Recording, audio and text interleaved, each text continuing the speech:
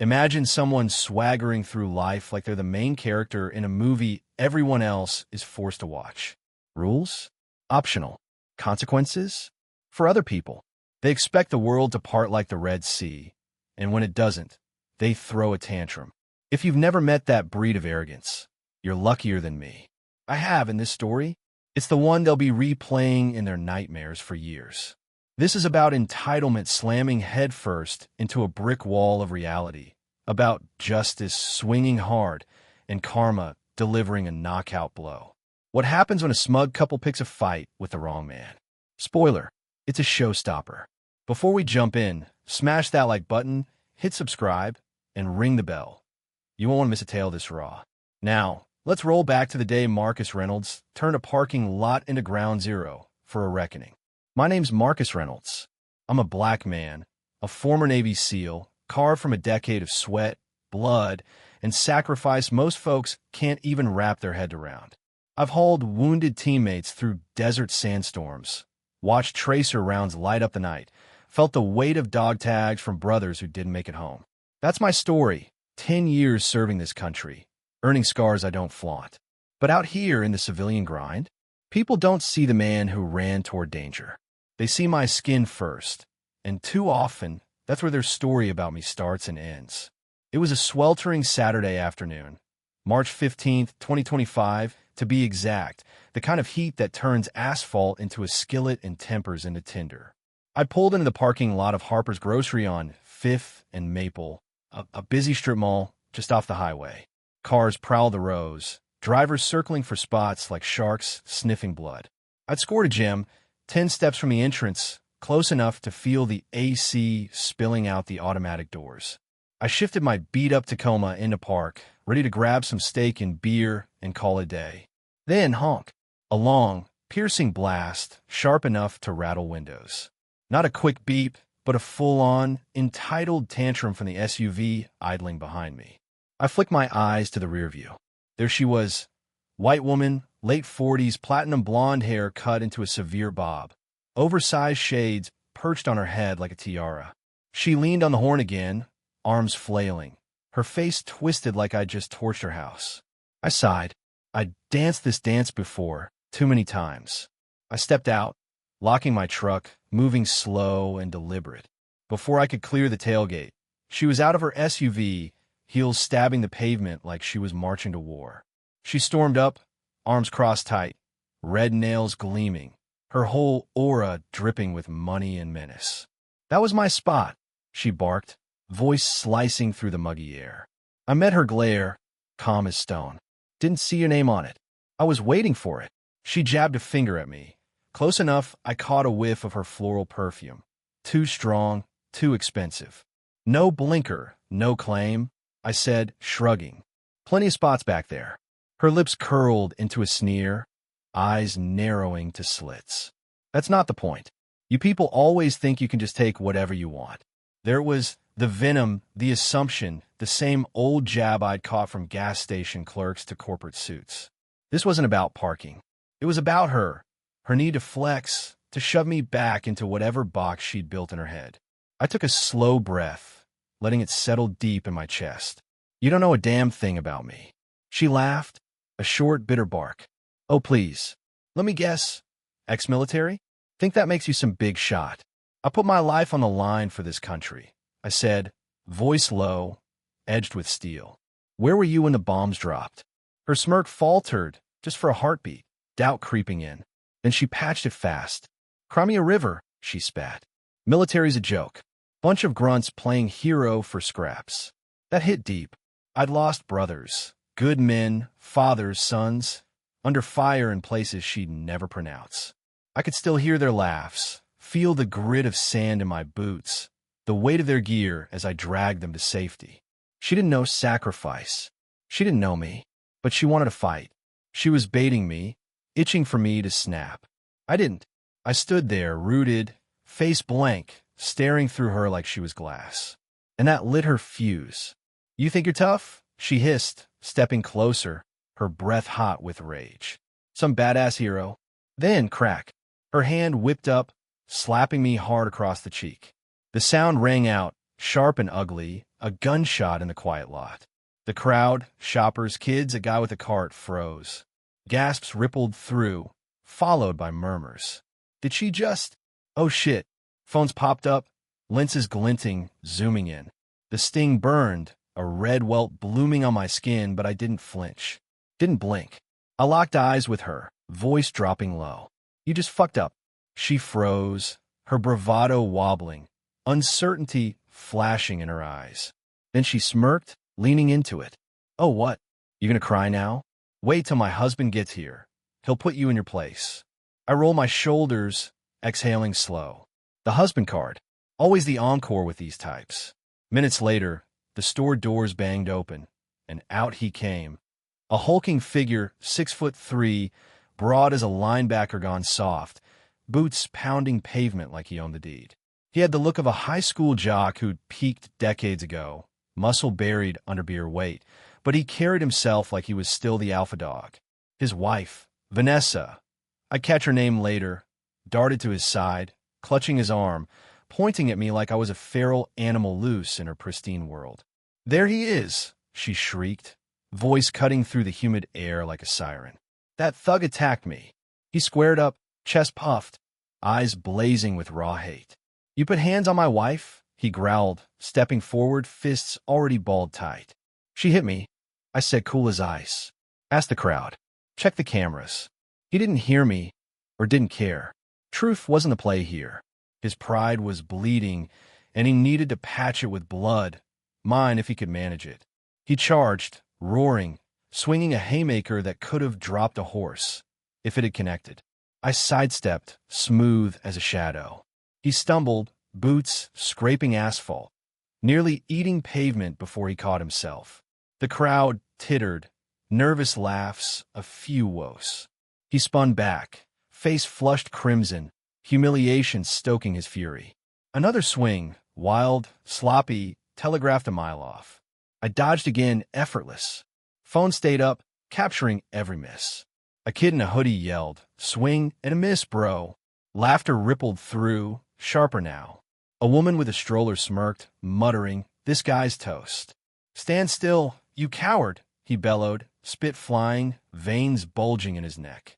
Vanessa screeched from the sidelines. Get him, Greg. Don't let him punk you. The crowd was electric now, some stepping back, some leaning in, buzzing with anticipation. Greg's chest heaved, knuckles white, his whole body shaking with rage. He wasn't just mad. He was unraveling. A man who'd built his identity on being the biggest, baddest bastard in the room, now flailing against someone who wouldn't budge. Then he snapped. His face twisted, and he let it rip, the word. That word. The one cowards clutch when they're cornered, the one that's a dagger in the gut, centuries of hate packed into a single, venomous snarl. He spat it at me, loud and proud like it had turned the tide. The air went still. The crowd hushed, a collective inhale. I felt it. The old fire, the one I'd buried deep after every sideways glance, every muttered slur, every time I'd had to prove I belonged. It roared now, hot and quiet, burning in my chest. I saw flashes, nights in Fallujah, the kid from Detroit who didn't make it, the promises I'd made to keep going. This wasn't just about me.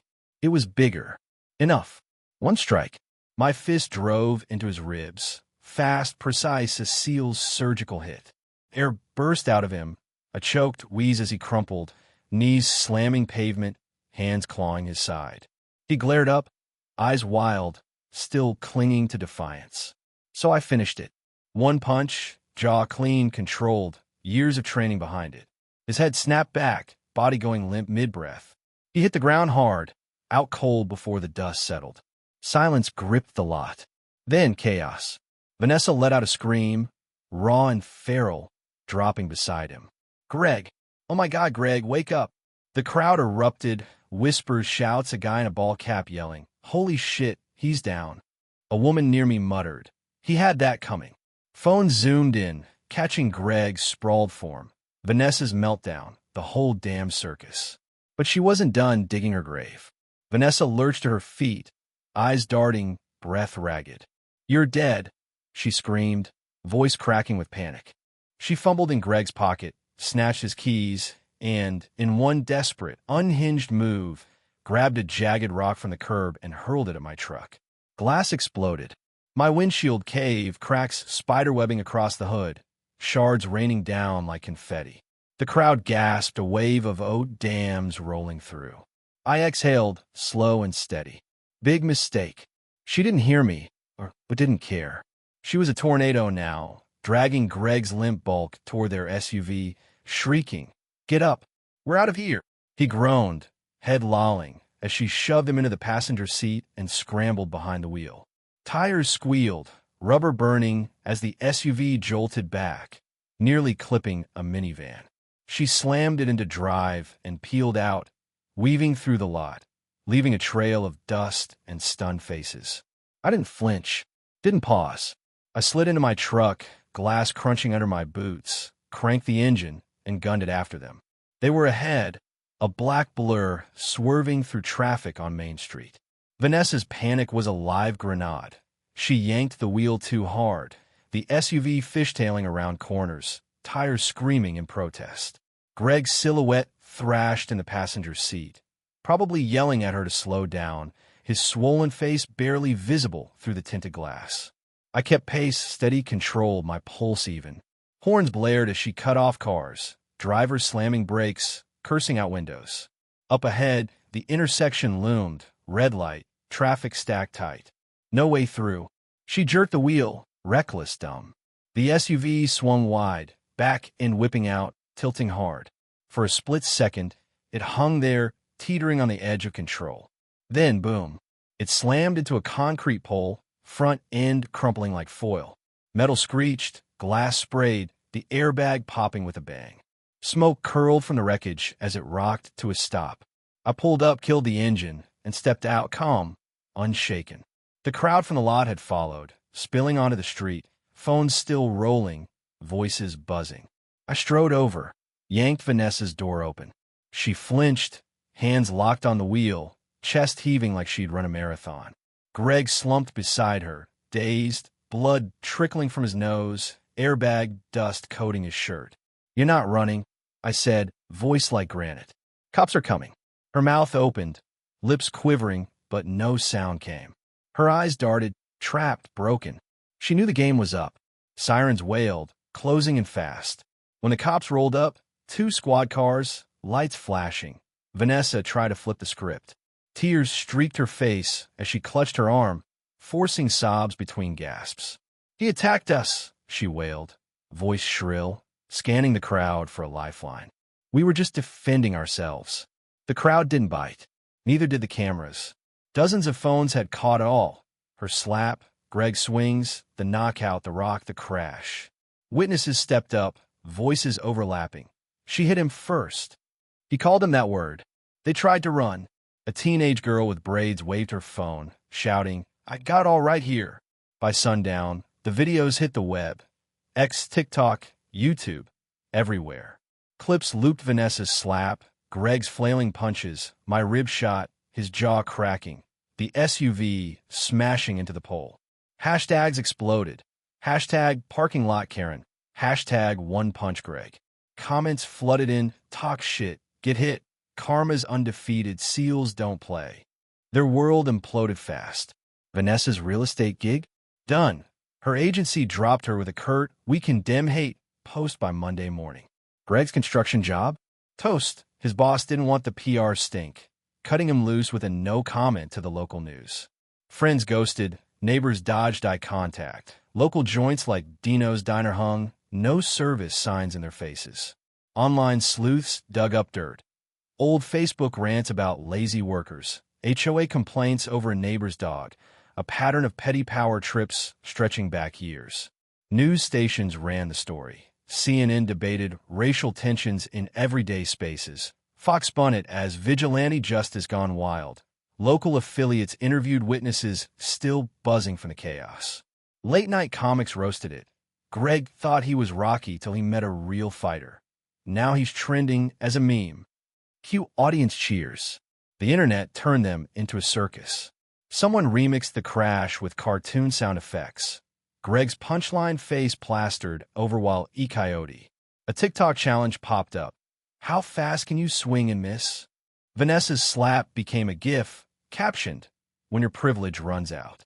Their names, Vanessa Hargrove and Greg Tanner, trended for days, a viral scarlet letter they couldn't scrub off. Me? I didn't need to say a word. The world saw it. Saw me take the hit, hold my ground, and deliver justice without losing my soul.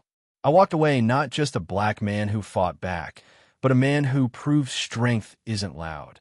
It's unshakable. I'd faced worse than them. Taliban snipers, IEDs, nights where the only sound was my own heartbeat. And I kept going.